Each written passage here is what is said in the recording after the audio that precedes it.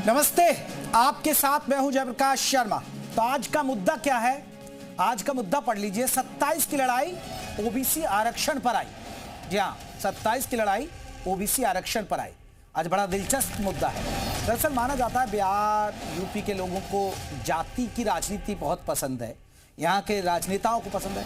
UP Bihar ही नहीं, ज्यादातर राज्यों में ऐसा ही होता है। तो आज हम जाति की बात करेंगे, आज हम आरक्षण की बात करेंगे, आज हम ओबीसी की बात करेंगे। ओबीसी क्योंकि 50% से ज्यादा वोटर ओबीसी है यूपी में, और इसी ओबीसी की लड़ाई है। अब उस पर आरक्षण की बात आ जाए तो फिर और दिलचस्प मामला हो जाता है। तो आज का मुद्दा बड़ा दिलचस्प है, और तस्वीर भी आपने देख ली। बीजेपी, समाजवादी पार्टी, अखिलेश यादव, और यहाँ आप देख सकते हैं अपना दल। तो तमाम नेताओं की तस्वीर भी है। तो समझिएगा कि आखिरकार ओबीसी की आज लड़ाई क्यों है और ये आरक्षण की लड़ाई क्या है, क्योंकि आरक्षण पर भी बहुत सियासत होती है। यूपी में पिछड़ों की राजनीति पर नई जंग छिड़ गई है। ये लड़ाई छिड़ी है एक लेटर, एक चिट्ठी से, जो लिखी गई है ओपी राजभर ने। उन्होंने सामाजिक न्याय समिति की रिपोर्ट लागू कराने की मांग की है। इस सिलसिले में उन्होंने हर पार्टी के दिग्गज नेता से अपील की है। ये बड़ा दिलचस्प है। सत्ता में वो हैं, लेकिन बाकी नेताओं को भी उन्होंने ये चिट्ठी लिख दी है। उन्होंने कहा है, ओपी राजभर ने जेपी नड्डा, अखिलेश यादव, लालू प्रसाद यादव, मल्लिकार्जुन खड़गे, मायावती, डॉक्टर संजय निषाद, अनुप्रिया पटेल को भी इस बारे में चिट्ठी लिखी है।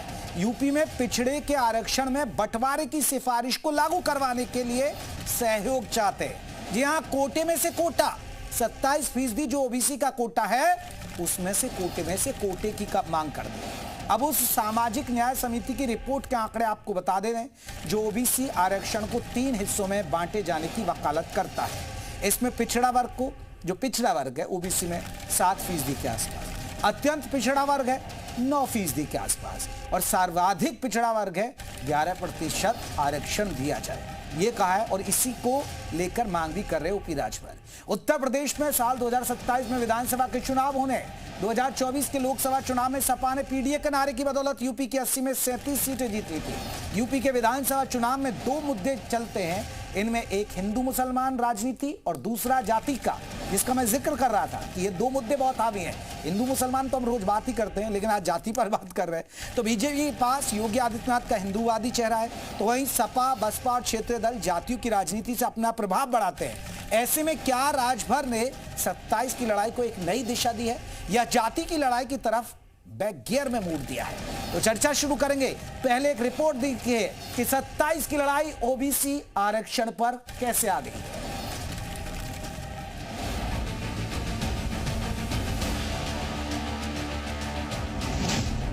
राजभर की मांग, ओबीसी आरक्षण पर संग्राम। 27 की लड़ाई ओबीसी आरक्षण पर आई। राजभर की बात, अखिलेश के पीडीए की काट। 27% आरक्षण के बंटवारे को लेकर माननीय प्रधानमंत्री जी, माननीय मुख्यमंत्री जी, माननीय गृहमंत्री जी के पास इस बात को लेकर जाते रहे हैं, और उन्होंने हमेशा इस बात को लेकर कहा है कि 27% का आरक्षण, जो कि 7, 9, 11 का वर्गीकरण होना चाहिए। अपना अपना हिस्सा, कुर्सी का किस्सा। कोटे में कोटे का बहाना, सियासी ताकत दिखाना। आरक्षण में आरक्षण, छिड़ा राजनीतिक रण। जाति जनगणना का मुद्दा राहुल गांधी जी उठा रहे हैं, ओम प्रकाश राजभर जी कभी उस पर बात नहीं करते, क्योंकि वो सत्ता की मलाई खाने में इस देश के पिछड़ों के हक की बात, आवाज उठाने की हिम्मत नहीं रखते। यूपी में कास्ट फैक्टर, 27 में सियासी टक्कर। बात 27 की, जाति ही पूछो वोटर की। राजभर जी ने जो मुद्दा उठाया है, उस मुद्दे को लेकर भी हाईकमान चिंतन करेगा। निश्चित रूप से जो उचित होगा, जो समाज के लिए उचित होगा, जो देश के विकास के लिए उचित होगा, वो फैसले लिए जाएंगे। कोटे में कोटा, किसे नफा किसे टोटा।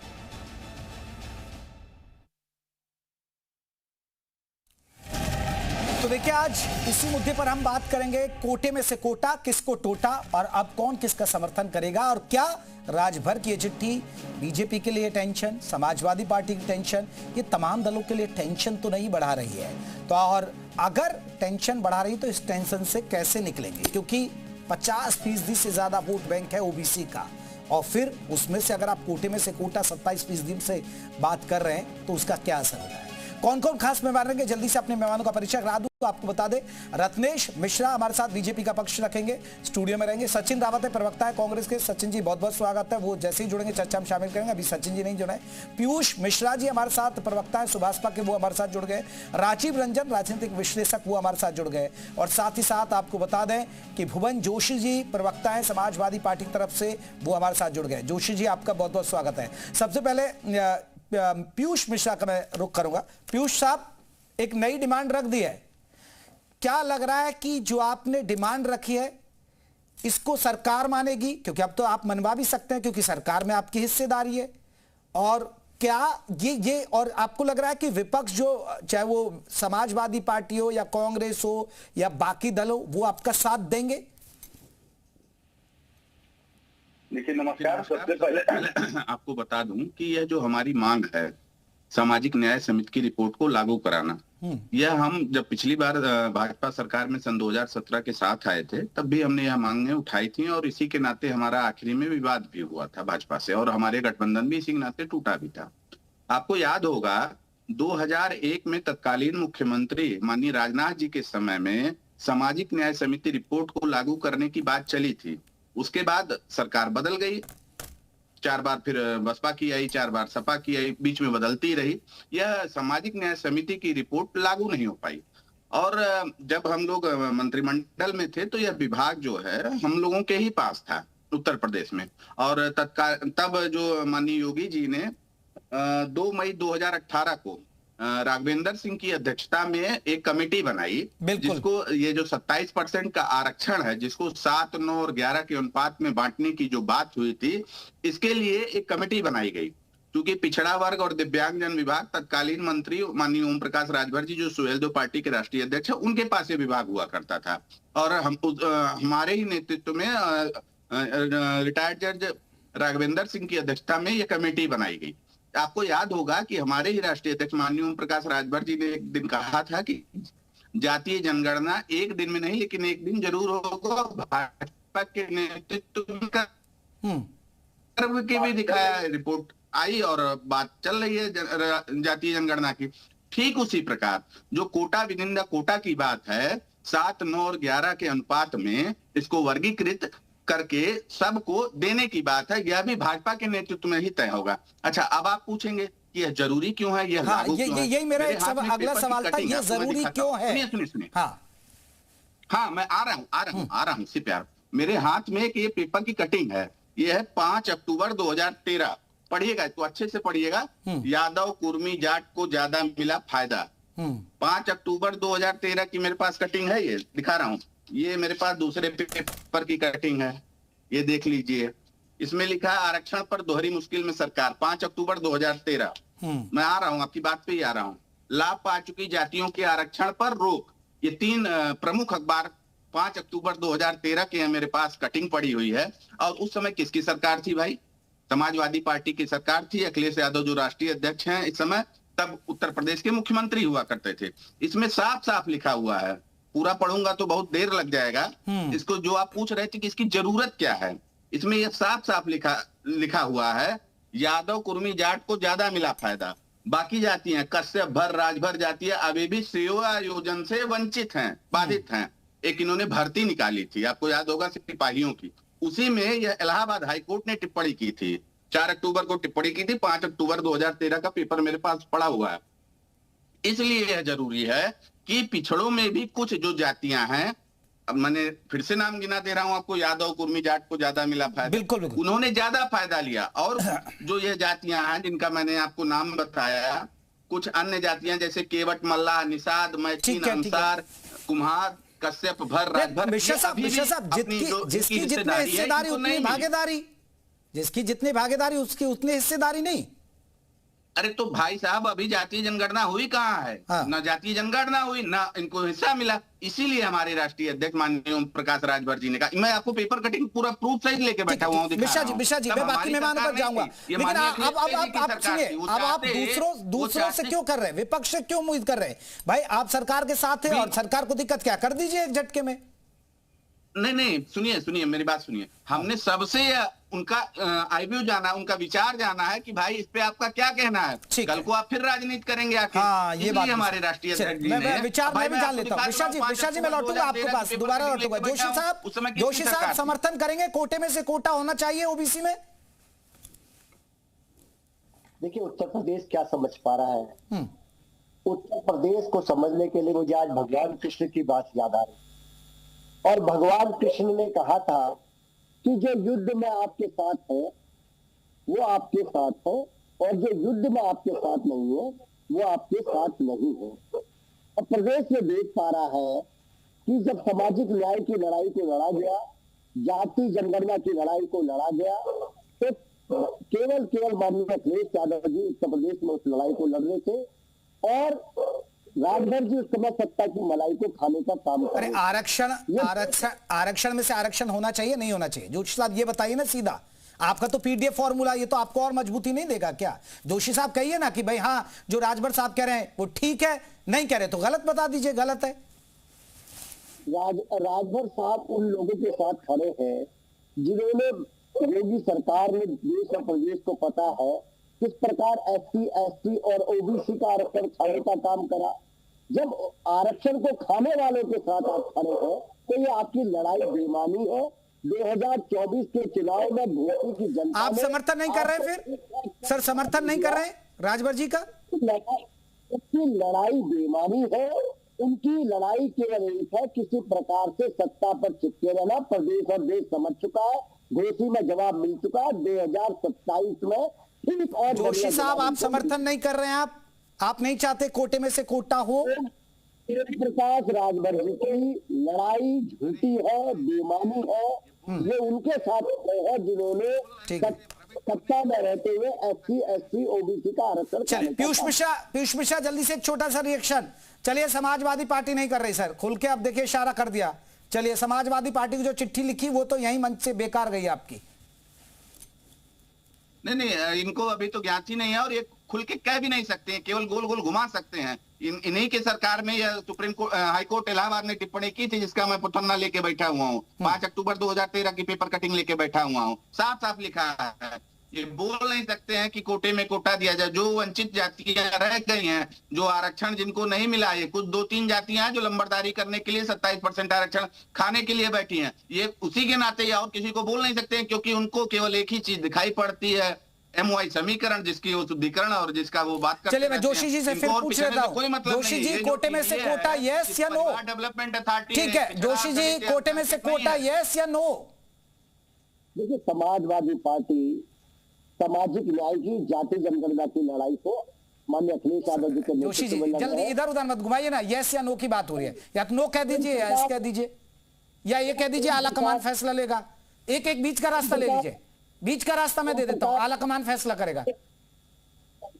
प्रकाश राजभर जी की झूठी लड़ाई में समाजवादी पार्टी साथ में। चलिए साथ में है, ठीक है। मैं जल्दी से कांग्रेस का रुख कर लेता हूं। सचिन रावत साहब, कांग्रेस साथ देगी ओपी राजभर की जो मांग आई है, जो चिट्ठी भी लिखी गई है आपके बड़े लीडर्स को? देखिए जयप्रकाश जी, राजभर जी की बात पर अब कोई विश्वास नहीं करता, ना उत्तर प्रदेश के लोग ना देश के लोग। राजभर जी जब सत्ता के साथ हैं तो चिट्ठी लिखने का क्या मतलब है? आप कहिए ना मोदी जी से, अमित शाह से, योगी आदित्यनाथ ने, सबसे। राहुल गांधी जी का पहले दिन से मिशन चल रहा है जाति जनगणना होनी चाहिए। जाति जनगणना को लेकर के उन्होंने पूरे देश में एक माहौल बनाया। उसके बाद राजभर के मुंह से रावत साहब जब जातीय जनगणना की आप मांग कर रहे हैं तो उनकी भी दे दीजिए कोटे में से कोटा। देखिए जयप्रकाश जी पूरी बात आ जाएगी ना उसमें, मैं बता दूंगा। राजभर जी अब जो है वो बिन प्यादे के लोटा है। उनको लगता है कि सरकार दूसरी आने वाली हो तो लड़कने के लिए वो तैयार रहते हैं। लेकिन आज मैं कह सकता हूं कि जाति जनगणना का जो मिशन था, जो मान्यवर कांसीराम जी का मिशन था, जो बाबा साहब का मिशन था, वो राहुल गांधी जी पूरा कर रहे हैं। भारतीय जनता पार्टी को आज झुकना पड़ा, जाति जनगणना कराने की बात करनी पड़ी, लेकिन जाति जनगणना हो क्या रही है? उन्होंने पहले दिन से कहा था जिसकी जितनी हिस्सेदारी उसकी भागीदारी।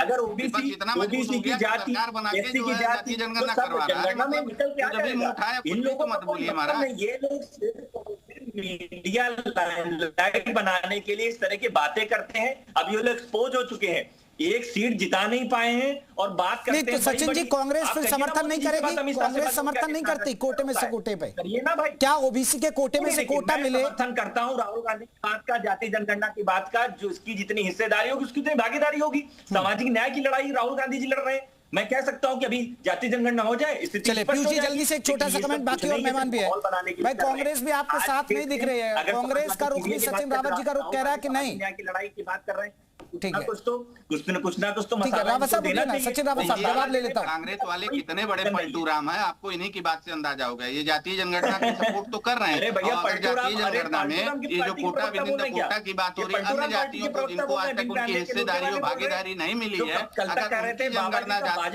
जाएगी तब ये फिर उसी बात पे आ जाएंगे कि जिसकी जितनी संख्या बारी उसकी उतनी हिस्सेदारी। तो ये पलटे उल्टे लोग हैं, कांग्रेस और सपा वाले पलटू मार लोग हैं, इनकी बात पे कोई विश्वास नहीं है, तो खुद ही नहीं स्पष्ट है कि इनको करना क्या है। आप लोगों से उमा नहीं देता। चले मैं लौटूंगा। रत्नेश मिश्रा जी हमारे साथ बीजेपी की तरफ से। रत्नेश जी, ये तो अब तो आपकी सरकार है, वो आप लोगों से भी डिमांड कर रहे हैं, तो करवा दीजिए, क्या दिक्कत है? बीजेपी को कोई दिक्कत आ रही है? मिश्रा जी। जयप्रकाश जी आपको, सभी साथी पैनलिस्टों को और देश की जनता को मेरी तरफ से जय श्री राम। देखिए जयप्रकाश जी, भारतीय जनता पार्टी हर उस कृत्य के साथ खड़ी है जो संवैधानिक तौर पर सही है, और जिस प्रकार से ओपी राजभर जी के मन में जो विचार आया और जो दो समितियों का उल्लेख जो अभी सुभाषपा के साथी ने किया, वो दोनों समितियां भारतीय जनता पार्टी की सरकार रहते ही बनी। इसका मतलब है कि भारतीय जनता पार्टी सदैव सामाजिक न्याय के साथ खड़ी है। और मैं ये चीज़ें स्पष्ट कर दूं, और कांग्रेस और समाजवादी पार्टी को अगर सामाजिक न्याय से इतना प्रेम होता तो 2013 में तो प्रदेश में समाजवादी पार्टी थी, केंद्र में कांग्रेस थी, दोनों मिलकर सामाजिक न्याय समिति की रिपोर्ट को लागू कर देते ना। क्यों नहीं किया आपने? आप जब सत्ता में रहे तब आपने किया नहीं, जब आप विपक्ष में चले गए तो आप हम करेंगे। एक पॉइंट और ये लोग जो जिस प्रकार से बातें करते हैं, भाई हमारे कॉन्स्टिट्यूशन की प्रियम्बल को कांग्रेस और सपा के साथ ही पढ़ लें। वहां पे सीधे कहा गया है कि भारत के प्रत्येक नागरिक को सामाजिक, आर्थिक, राजनीतिक न्याय दिलाना हमारा लक्ष्य है, और भारतीय जनता पार्टी उसके लिए लगातार काम कर रही है। और रही आरक्षण में, अगर आरक्षण की बात, तो देखिए भारतीय जनता पार्टी एकमात्र वो दल है जिसने आरक्षण के परिप्रेक्ष्य को और बढ़ाया। आरक्षण को केवल किसी एक दायरे में ना बांधकर आर्थिक आधार पर भी उन जातियों को भी आरक्षण का लाभ दिया, उन जातियों का भी राजनीतिक और क्या कहते हैं प्रशासनिक प्रतिनिधित्व किया जो आर्थिक रूप से पिछड़ी थी, भले वो सवर्ण वर्ण से आती हैं या वो अलग से आती हैं। हम तो कह रहे हैं ना भाई, हमने आर्थिक रूप से पिछड़े वर्गों के लिए आरक्षण लाए हम, और हमने ही काम किया, क्योंकि गरीबी तो जाति देखकर आती नहीं। हो सकता है कि सचिन रावत जी भी बहुत गरीब हो और रत्नेश मिश्रा भी बहुत गरीब हो, क्योंकि गरीबी जाति देखकर नहीं आती है। ठीक है। और कोटे में कोटा जहां तक बात है, हाँ। तो उसमें राजभर जी ने तो बढ़िया बात की है ना भाई, सभी को कहा है अगर इस पे एक आम सहमति बन जाती है तो सरकार और सत्ता दोनों को कोई दिक्कत नहीं होगी। जब सारे राजनीतिक दल एक मंच पे खड़े होंगे तो बिल्कुल किया जाएगा, काम आसान होगा। ठीक है, सचिन रावत कुछ कहना चाह रहे, फिर मैं जोशी जी से पूछूंगा इस पर एक रिएक्शन। देखिए जयप्रकाश जी, बहुत अच्छी डिबेट का शीर्षक आप लोगों ने रखा, जाति जनगणना की बात की रखी। मैं कह सकता हूं कि इसमें जितने भी हमारे पैनलिस्ट साथी हैं उनकी जाति पता कर लीजिए। कोई भी दलित पिछड़ा जाति का नहीं है। दलित पिछड़े जाति का होता तो जाति की जो हक हुकूक की जो लड़ाई पूरे देश में लड़ी जा रही है उसकी बात आती है। लेकिन दूसरी बात, मुझे लगता है कि रत्नेश मिश्रा जी को ज्ञान नहीं है। 2013 में यूपीए 2 की सरकार ने आर्थिक रूप से, सामाजिक रूप से जाति जनगणना की रिपोर्ट तैयार की, 2014 में बात की, 2014 में हमारी सरकार चली गई। आज तक रिपोर्ट भारतीय जनता पार्टी ने 2011 में हुई थी ना सचिन रावत साहब, है कहां वो हो रही है जाति जनगणना, है कहां वो करनी चाहिए? उसमें इतनी दिक्कत क्यों है? एक जाति का प्रवक्ता आप नहीं बैठा पा रहे हैं, हर जगह एक ही विशेष जाति के लोग बैठ जाएंगे, सब शोभा नहीं देता। रावत साहब, हम थोड़े बिठाते हैं, हमें जो पार्टी दे देती है, हम किसी को नहीं, पार्टी जो हमें दे देती है उसको। हमें सचिन रावत का नाम दिया तो उन्हें दे दिया, ये तो पार्टी कर रही है ना। गलत तो पार्टी के लोग कर रहे हैं। जयप्रकाश भाई मेरा एक छोटा सा अंकल, कांग्रेस के प्रवक्ता साथी को जरा सोचना चाहिए कि सामाजिक न्याय की लड़ाई लड़ने के लिए आपका जाति से संबंध होना जरूरी नहीं है। हाँ। इस देश में बहुत सारे सामाजिक राजनीतिक सुधारों की लड़ाई सवर्णों ने लड़ी है। ये बताइए विधवा विवाह का, नहीं सुनिए, सती प्रथा का जिसने विरोध किया वो कौन था? विधवा विवाह का जिसने, विधवा पुनर्विवाह का जिसने सपोर्ट किया वो कौन था? अरे इस देश में अब सोचिए इनकी बुद्धि कितनी कुंठित हो चुकी है कि ये सामाजिक न्याय की लड़ाई को भी जाति के आधार पर बांटेंगे। मतलब रत्नेश मिश्रा सामाजिक न्याय की बात नहीं कर सकते? क्यों नहीं कर सकते भाई? रत्नेश मिश्रा इस देश के नागरिक नहीं है क्या? नहीं, रत्नेश मिश्रा इस देश के नागरिक नहीं है क्या? पीयूष मिश्रा इस देश के नागरिक नहीं है क्या? भुवन भास्कर जोशी इस देश के नागरिक नहीं है क्या? राजीव रंजन जी इस देश के नागरिक नहीं है क्या? जयप्रकाश जी इस देश के नागरिक नहीं है क्या? इस देश के प्रत्येक नागरिक को सामाजिक न्याय की बात करने का हक और हुकूक ये हमारा संविधान रचा है। ये कांग्रेस पार्टी नहीं डिसाइड करेगी कि किसकी जाति क्या है, किसकी नहीं है। ये जातिगत कुंठा से भरे हुए से कोई लेना देना नहीं। रत्नेश मिश्रा में लौट रहा हूं। राजीव रंजन ये आप कैसे देखते हैं? ओपी राजभर ने क्या सभी पार्टियों को मुसीबत में डाल दिया है, या 2027 की लड़ाई ये ओबीसी के मुद्दे को और धार देगी? रावत साहब रुकिए, सचिन रावत साहब। जयप्रकाश जी, ओपी राजभर जी ने एक राजनीतिक बयान दिया है, लेकिन इस बयान का मूल समझिए। आरक्षण के मूल में जो भावना थी कि समाज में जो भी वर्ग शुरू से पिछड़ा रह गया, दलित रह गया, उसको इस प्रकार का लाभ दिया जाए कि एट पार वो चला है। आज आज़ादी के 75 साल से ज़्यादा हमको हो गया, और 1990 से ओबीसी का आरक्षण है, लेकिन क्या ओबीसी के आरक्षण का फायदा सबको मिला? ओबीसी के आरक्षण का मैक्सिमम फायदा जिन 3 जातियों का नाम पीयूष जी ने लिया, उन्हीं 3 जातियों को राजनीतिक फायदा मिला, नौकरियों में फायदा मिला और सामाजिक फायदा मिला। तो संविधान की यह मूल भावना है कि जो जातियां उसमें बच गई हैं, निश्चित तौर पर उनको अलग से लाभ देना चाहिए। और ओम प्रकाश राजभर जी की मांग बिल्कुल जायज है, लेकिन सवाल है कि यह मांग राजनीतिक है। ओम प्रकाश जी की इस मांग ने सबसे ज्यादा परेशानी में किसको डाल दिया है? समाजवादी पार्टी को डाल दिया है। 1989-90 में मंडल आयोग आया, और मंडल आयोग की सिफारिशों के बाद उत्तर प्रदेश के पिछड़ों की सारी राजनीति का ठेका यादव परिवार ने ले लिया।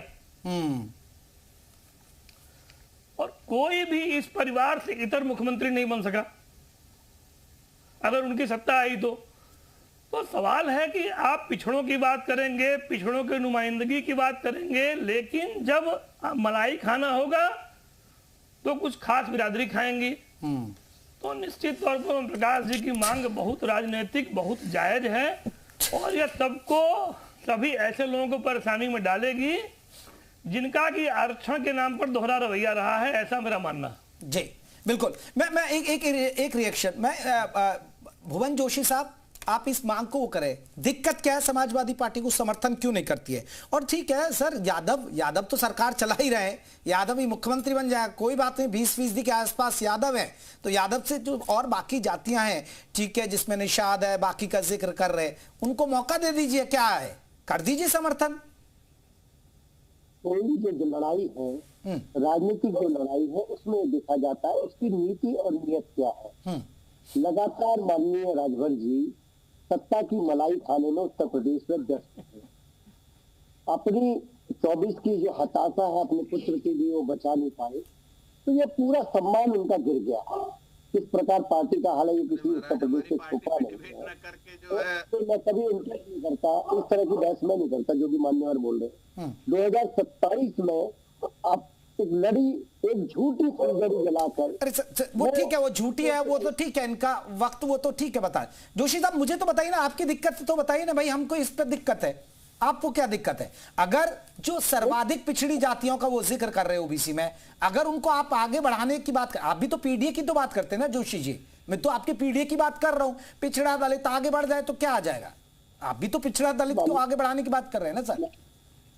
माननीय अखिलेश यादव जी ने सामाजिक न्याय, जाति जनगणना की लड़ाई को, आंदोलन को पूरे देश का आंदोलन बना दिया।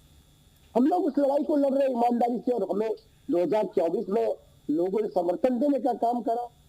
आज जब इनकी जमीन खिसक गई है, तब इनको पिछड़ों की याद आ रही है। योगी सरकार ने जब जब आरक्षण खाने का काम करा, ये कहा थे, क्यों नहीं सदन में बोले, क्यों नहीं जनता के बीच में आके बोले? क्योंकि सत्ता की जो मलाई है, ये इनके लिए महत्वपूर्ण है, और हम लोगों के लिए जाति जनगणना, सामाजिक न्याय की लड़ाई है। हम लोग माननीय अखिलेश सर, पीडीए नहीं है क्या आपके लिए? पीडीए तो हमारा मेन वो है। हम ये कह रहे हैं कि हम इस लड़ाई को माननीय अखिलेश यादव में कौन कौन शामिल है, एक सवाल ये भी तो ले लीजिए जोशी जी से। जरा पीडीए का क्लेरिफिकेशन तो आप दे दें। कभी बताते हैं पी फॉर पत्रकार, कभी बताते हैं पी फॉर पंडित, कभी पी फॉर पिछड़ा, मतलब जैसे जो मनाया वो आपने डेफिनेशन दे दी। तो ये तो अपने पीडीए को लेकर इतना कंफ्यूज है जगदीश जी, इतना कंफ्यूज है कि इनसे अगर आप उसका एक पूरा का पूरा फुल फॉर्म मांग लेंगे ना तो वो समय के साथ और मंच के साथ बदल जाता है। अगर आपके साथ बैठे होंगे तो पी फॉर पत्रकार हो जाएगा, अगर ब्राह्मणों के साथ बैठे होंगे तो पी फॉर पंडित हो जाएगा, अगर वो यादवों के साथ बैठे होंगे तो पी फॉर क्या कहते हैं पिछड़ा हो जाएगा। अब डी फॉर अगर दलित के साथ बैठे होंगे तो दलित हो जाएगा, अगर वो डॉक्टर के साथ बैठे होंगे तो डी फॉर डॉक्टर हो जाएगा, अगले में ए में अगर वो अल्पसंख्यक के साथ बैठे होंगे तो अल्पसंख्यक हो जाएगा, नहीं तो अगड़ा हो जाएगा। उसके बाद क्या कहते हैं अगली आवाम हो जाएगा, उसमें औरत हो जाएगा। तो ये तो पीडीए की इतनी परिभाषाएं दे चुके हैं, मेरा सवाल कंफ्यूज है उसको लेकर। अगर देखिए ओबीसी मिल रहा है, अब 19% से ज्यादा आबादी यादवों की है, अगर जो पिछड़ों की बात है, क्योंकि निषाद, मल्हार, राजभर, ये जो वोटर है, लोध वोटर है, अगर इनको भी अगर ज्यादा मिल जाएगा तो गलत क्या जोशी साहब? नहीं, अभी मेरे साथी ने कहा कि ये लोग तो पीडीए की विस्तृत व्याख्या करते हैं, जो इनका शासन था। ठीक है, अच्छी बात है। माननीय अखिलेश यादव जी अगर लड़ाई लड़ना चाहते हैं सबकी, तो क्या दिक्कत है इनको? अगर किसी को जोड़ने का काम तो है, लेकिन कांग्रेस मलाई को खाने के लिए लड़ाई लड़ेंगे। मैं एक सवाल, ठीक है मिश्रा जी, मेरा एक छोटा सा काम, मेरे एक जल्दी से कहिए। अखिलेश यादव जी पिछड़ों की लड़ाई लड़ेंगे, लेकिन मुख्यमंत्री बनाना होगा तो खुद एक परिवार का बनेगा, राष्ट्रीय अध्यक्ष बनाना होगा तो खुद एक परिवार का बनेगा, डिप्टी सीएम बनाना होगा तो खुद सांसद खुद के परिवार का, सारे अरे भाई आप राष्ट्रीय अध्यक्ष मौर्य को बनाइए ना, कुशवाहा को बनाइए ना मुख्यमंत्री। आज घोषणा कर दे भुवन भास्कर जोशी जी की समाजवादी पार्टी अगला मुख्यमंत्री मौर्य को बनाएगी या राजभर को बनाएगी या निषाद को बनाएगी, छोड़ दे वो मुख्यमंत्री का पद। क्यों नहीं करते भाई? ठीक है कौन सा सामाजिक है? आप परिवार के विकास वाला पीयूष मिश्रा, ठीक है रत्नेश जी, पीयूष मिश्रा जी आपने कांग्रेस तो सुना और सपा को भी सुन लिया, बीजेपी भी गोलमोल से जवाब दे रही। जल्दी से, मेरे पास थोड़ा सा वक्त कम है, मुझे बताइए इनको दिक्कत क्या होगी फिर? देखिए दिक्कतें इनको बहुत ज्यादा, और मैं तो कांग्रेस के प्रवक्ता को सुन रहा था, ऐसी कुंठित मानसिकता वाली इन्होंने बात करी कि पूरे पैनल की बात करी और ब्राह्मणों की बात करी। अरे भाई, ब्राह्मण सामाजिक न्याय की लड़ाई क्यों नहीं लड़ सकता? मैं भी तो वही जानना चाह रहा हूँ। इनको दिक्कत है, इनको चाहे कांग्रेस हुई चाहे सपा हुई, इनको दिक्कत है। और मैं आपको एक चीज स्पष्ट कर दूं, काका कालेलकर आयोग बना, मंडल कमीशन बना और सामाजिक न्याय समिति की रिपोर्ट, मैं फिर से आपको स्पष्ट कर देता हूँ कि सामाजिक न्याय समिति की रिपोर्ट अगर ये लागू होगा तो ने नहीं भेजा, जोशी जी जोशी जी आ गए, मैं क्या करूं सर? इधर मिश्रा जी बैठ गए मेरे पीछे, तो इधर मैं शर्मा हूं, मैं क्या, मेरी तो कोई गलती नहीं है ना सर। अब ये इधर भी मिश्रा भेज दिए सुभाष पाने, आप इनकी भी गलती है। ये एक तरफ तो कह रहे हैं कि कोटे में से कोटा दें, लेकिन इनको प्रवक्ता कोई राजभर नहीं मिला। पीयूष मिश्रा जी, ये तो आपकी भी गलती है ना भाई, कोटे में कोटा मांगने आ गए मिश्रा जी आ गए। मिश्रा जी क्यों नहीं सामाजिक भाई भेज दे। अरे भाई ओबीसी का आरक्षण लागू करने वाले बीपी सिंह सवर्ण थे। चलिए मैं माफी चाहूंगा, मेरे पास इतना वक्त था। राजीव रंजन जी मैं माफी चाहूंगा बहुत, बस तो यूपी मांगे उत्तर, बस इतना ही। नमस्ते।